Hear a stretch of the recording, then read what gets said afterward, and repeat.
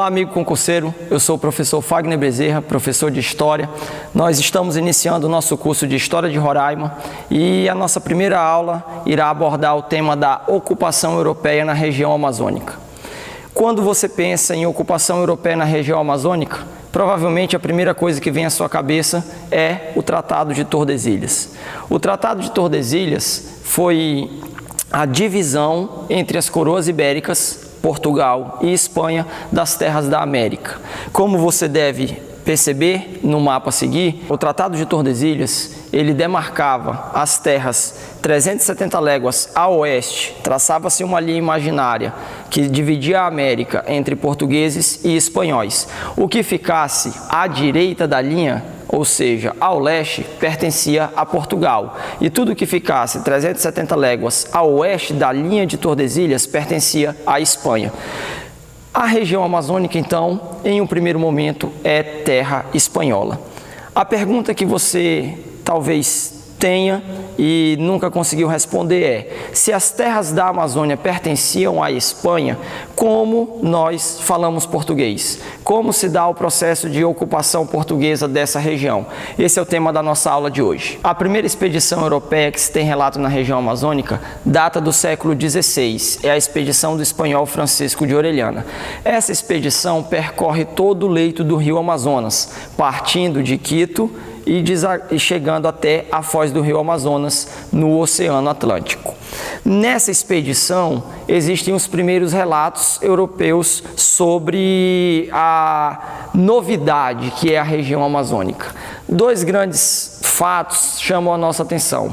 O primeiro deles: na expedição de Francisco Orellana, se tem relato de dois mitos que constroem a história da região amazônica. O primeiro deles é o mito do Eldorado. Sobre o mito do Eldorado, nós precisamos compreender como sendo, na imaginação do homem europeu do século XVI, uma terra que as construções eram cravejadas de ouro, o lago o qual o príncipe se banhava, o príncipe do Eldorado, também era preenchido pelo mesmo minério. As roupas que esse príncipe vestia também eram adornadas com pedras preciosas, o que nos faz compreender que, na imaginação do homem europeu, do espanhol do século XVI, a Amazônia seria o local da residência deste príncipe e onde você encontraria essa quantidade maciça de minérios para serem explorados.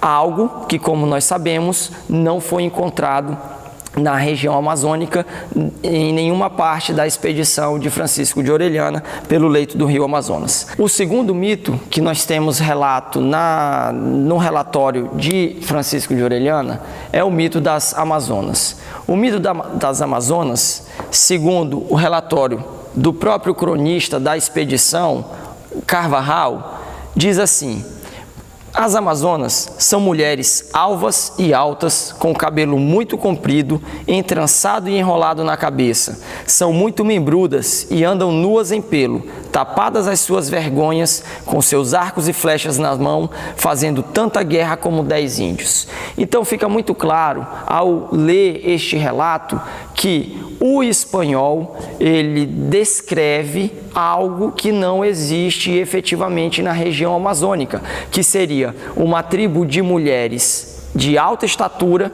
mulheres brancas, mulheres fortes, que uma mulher lutava o equivalente a 10 homens.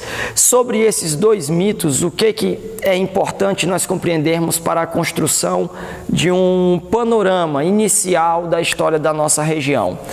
De um lado, o mito do Eldorado, ele representa a intenção do europeu em encontrar minério e assim desenvolver a sua política mercantilista.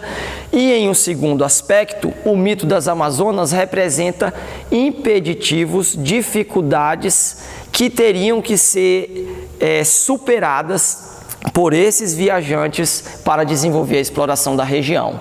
Então, ao mesmo tempo que ele relata para o indivíduo que vive na Europa a expectativa de encontrar minérios, ele também adverte os estrangeiros das dificuldades que eles podem enfrentar ao desenvolverem suas expedições na região amazônica. Então, A primeira coisa que nós temos que compreender quando se fala de presença europeia na região amazônica é a expedição de Francisco de Orellana, um espanhol, entre 1538 a 1542.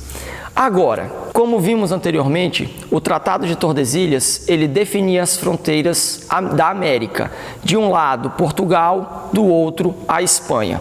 No limite da linha portuguesa, a própria coroa portuguesa criou, em 1616, uma fortaleza militar, o Forte do Presépio. A cidade de Belém iria dar origem à sede do Estado Independente do Maranhão e Grão-Pará, criado em 1621 pela própria coroa portuguesa.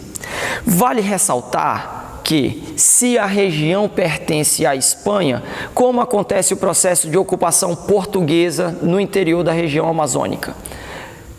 Lembre, entre 1580 e 1640, vigorou na Europa o período conhecido como União Ibérica. O que é a União Ibérica?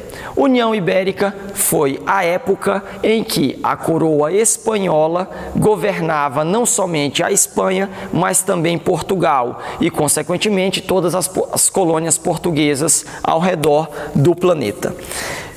Então, se as terras pertencem à Espanha, a coroa portuguesa faz parte do reino espanhol. É de se imaginar que os portugueses aproveitariam essas circunstâncias e adentrariam a região amazônica. E isso aconteceu. Em 1637, o português Pedro Teixeira desenvolve a primeira expedição portuguesa na região amazônica, percorrendo o caminho inverso de Francisco de Orellana. Pedro Teixeira sai de Belém, vai até Quito e retorna a Belém. A expedição, iniciada em 1637, é finalizada em 1639, ano que antecede o fim da União Ibérica. Ou seja, nos anos finais ao período conhecido como União Ibérica, que vigorou na Europa entre 1580 e 1640, os portugueses desenvolvem essa expedição. E qual é o objetivo de Pedro Teixeira? Pedro Teixeira, ele elabora todo um detalhamento cartográfico e hidrográfico da região amazônica, tanto o leito do rio Amazonas como seus afluentes e seus braços. E percebe algo interessante. Apesar de as terras pertencerem à Espanha, não havia espanhóis ocupando efetivamente o leito do rio Amazonas. Identificando a ausência da presença espanhola, inicia-se então o processo de invasão portuguesa à região amazônica. Esse processo, ele tem alguns elementos que são característicos. Como mencionado anteriormente, em 1616 foi edificado na cidade de Belém um forte, o Forte do Presépio. Ao percorrer o rio Amazonas, era natural que os portugueses mantivessem a sua política de edificação de fortalezas, criando em 1669 o forte no que vai se chamar Capitania de São José do Rio Negro. Este forte, localizado na bacia amazônica, às margens também da penetração para o Rio Negro, ele foi essencial no processo de conquista das terras do extremo norte da Amazônia para a coroa portuguesa. Anos mais tarde, em 1755, o antigo forte de São José do Rio Negro vai servir como sede da Capitania de São José do Rio Negro, uma capitania criada pelos portugueses para explorar essa parte da região amazônica, a parte do extremo norte da nossa região. Muito bem, nas próximas aulas nós continuaremos com o nosso conteúdo de História de Roraima. Eu sou o professor Fagner e essa foi a nossa primeira aula de História de Roraima. Aguardo vocês nas próximas aulas. Bons estudos, boa sorte!